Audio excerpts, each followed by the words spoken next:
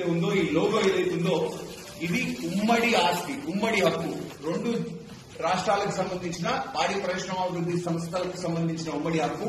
వీటి మీద జిల్లా యూనియన్లకు, స్వయం ప్రతిపత్తి పొందిన జిల్లా యూనియన్లకు ఈ బ్రాండ్ గాని, ఈ పేరు గాని వాడే అర్హత గాని, హక్కు గాని ఎక్కడ కూడా ఆంధ్రప్రదేశ్ రాష్ట్రం గాని, తెలంగాణ రాష్ట్రం గాని ఇవ్వలేదు. మనం ఆంధ్రప్రదేశ్ రాష్ట్రం కూడా ఇదే ఫ్యాక్టరీ కన్ఫర్మ్ చేస్తూ వాళ్ళు కూడా తెలంగాణ ఫెడరేషన్ కి ఒక క్లారిఫికేషన్ లెటర్ కూడా ఇవ్వడం జరిగింది.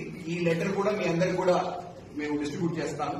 దీంట్లో క్లియర్ గా రాసింది ఎక్కడ కూడా నెల్లూరు యూనియన్ గాని, కర్నూలు యూనియన్ గాని, కృష్ణా యూనియన్ గాని, మ్యాక్స్ చట్టం కింద ఉన్నటువంటి ఏ యూనియన్ కూడా విజయ పేరుని గాని, విజయ బ్రాండ్ గాని వాడేదానికి అర్హత గాని, ఆ హక్కులు గాని మేము ఎవరికి కూడా ఇవ్వలేదు అని చెప్పేసి ఏపీ ఫెడరేషన్ కూడా లిఖిత పూర్వకంగా మనకు ఒక ఉత్తర్వు రిలీజ్ చేసింది. ఈ ఉత్తరం కూడా మీ అందరికి కూడా కాపీ ఇస్తాం. అయినా కూడా సరే గడిచిన 2 సంవత్సరాలుగా వివిధ జిల్లా యూనియన్లు, కర్నూలు యూనియన్ గాని, నెల్లూరు యూనియన్ గాని, కృష్ణా యూనియన్ గాని, మదర్ డైరీ నార్మల్ యూనియన్ గాని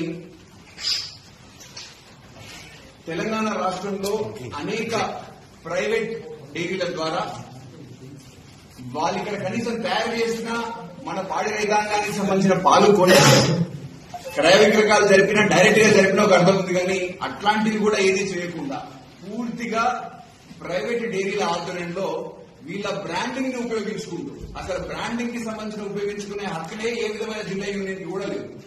అయినా కూడా సరే పూర్తిగా చట్ట వ్యతిరేకంగా, అక్రమంగా, అనైతికంగా ఇప్పుడు చూడండి, సేమ్ లాఫింగ్ కౌ మేము ఏ విధమైన హక్కులు ఇవ్వకపోయినా లాఫింగ్ కౌ సింబల్ ని వాడుతా ఉన్నారు, విజయ క్రౌన్ లోగోని వాడుతా ఉన్నారు. వెనకాల మీరు ప్యాకెట్ చూసినట్టయితే ఇక్కడ విజయ తెలంగాణ అయితే ఉండదు, ఇది ఉట్టి విజయ అని రాసుకుంటారు.